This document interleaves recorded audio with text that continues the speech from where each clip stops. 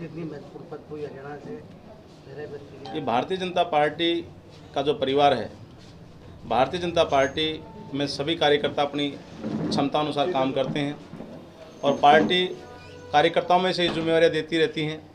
ऐसा सौभाग्य मुझे भी प्राप्त हुआ। भारतीय जनता पार्टी ने मुझे राष्ट्रीय टीम में भेज करके पूरे देश भर में काम करने का अवसर दिया है। निश्चित तौर पे जिस तरह का पार्टी ने विश्वास जताया है, मैं अपनी तरफ से प्रयास करूंगा कि पार्टी के विश्वास पर खरा उतरूं।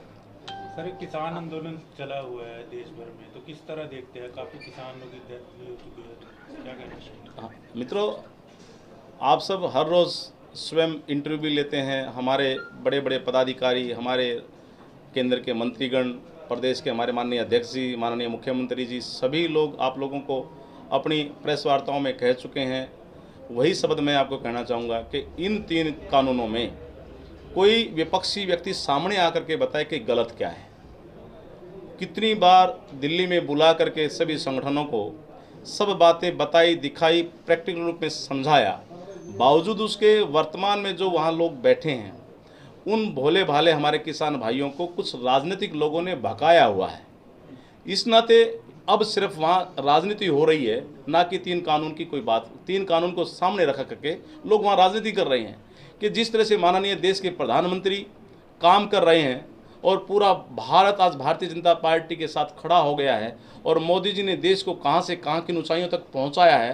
विपक्षी लोग बुखलाए हुए हैं और उनको पता चल गया कि इन 3 कानून से निश्चित तौर पर किसानों को फ़ायदा होने वाला है और इतना फ़ायदा होगा कि किसान भाई जो सोच रहे हैं उससे कहीं ना कहीं कई गुना ज़्यादा, जैसे माननीय मोदी जी ने कहा कि 2022 तक किसान की आय दोगुनी हो जाएगी, निश्चित तौर पे इसका लाभ मिलेगा। इस नाते विपक्षी बुखलाए हुए हैं कि ये अगर लागू हो गया, लागू तो हो ही चुका है, जब इसका लाभ मिल जाएगा तो किसान संतुष्ट हो जाएंगे कि हाँ निश्चित तौर पे ये फायदे का कानून थे। तो सारा देश भारतीय जनता पार्टी के साथ खड़ा और आगे भी खड़ा रहेगा। वो अपनी इस बौखलाहट के नाते, अपना एक राजनीतिक षड्यंत्र के नाते वहाँ उनके साथ सहयोग के नाते। जो चुनाव होने हैं पश्चिम बंगाल में, आसाम में अभी ड्यूटी लग रही है और भी जगह। जी जी जी जी। तो क्या आप राजनीतिक परिदृश्य मानते हैं आगामी चुनावों में?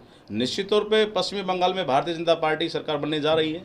ये सभी मीडिया के माध्यम से, सभी हमारे चैनलों पर आप बहस सुन रहे हैं, चर्चाएं हो रही हैं और जिस तरह का माहौल वहाँ की वर्तमान की जो सरकार ने किस तरह से वहाँ उस देश को, प्रदेश को किस तरह से पछाड़ा हुआ है और किस तरह के वहाँ कार्यक्रम हुए हैं, कितनी हत्याएं हुई हैं, किसानों के साथ किस तरह का वहाँ आचरण हुआ है, उन सब चीज़ों से वहाँ की जनता त्रस्त है और निश्चित तौर पे भारतीय जनता पार्टी सरकार बनने जा रही है। सर, आपको पद मिले हैं तो किस तरह से भूमिका निभाएंगे? क्या लक्ष्य रहेगा? अनुसूचित जाति के लोगों के उत्थान के लिए क्या प्राथमिकता है? निश्चित तौर पे भारतीय जनता पार्टी का जो ध्येय वाक्य है, सबका साथ सबका विकास, अंतिम वंचित व्यक्ति तक सरकार की योजनाओं का लाभ मिले, उसी कड़ी में जिस तरह से पार्टी ने तय किया है कि सब एससी समाज के बंधु भारतीय जनता पार्टी के साथ खड़े हों, पार्टी के साथ ज़्यादा से ज़्यादा हमारे लोग, एससी समाज के लोग जुड़ें।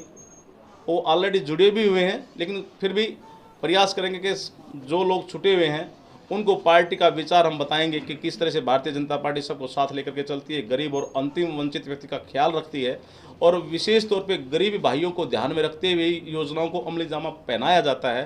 चाहे वो राष्ट्रीय स्तर की बात करें, चाहे हम प्रदेश स्तर की बात करें, माननीय मनोहर लाल ने जी भी बहुत सारी ऐसी योजनाओं को अमली जामा पहनाया है जो विशेष तौर पर गरीब व्यक्तियों को ध्यान में रख करके बनाई गई हैं। उसी तरह माननीय मोदी जी ने भी गरीब व्यक्तियों को ध्यान रखते हुए योजनाओं को लागू किया है। हम उन योजनाओं को लेकर के गरीब परिवारों तक जाएंगे, पूरे देश भर में भारतीय जनता पार्टी के साथ अपने सभी समाज के भाइयों को खड़ा करेंगे। हरियाणा में जो है 75% युवाओं को जो है रोजगार देने की बात है निजी क्षेत्रों में, तो किस तरह से देखते हैं? निश्चित तौर पे इस पे हरियाणा के युवाओं को, हमारे भाइयों को लाभ मिलेगा। पुरानी मांग थी, वर्षों से इस मांग को उठाया जा रहा था और माननीय मुख्यमंत्री जी ने आगे बढ़ते हुए इसको पास करके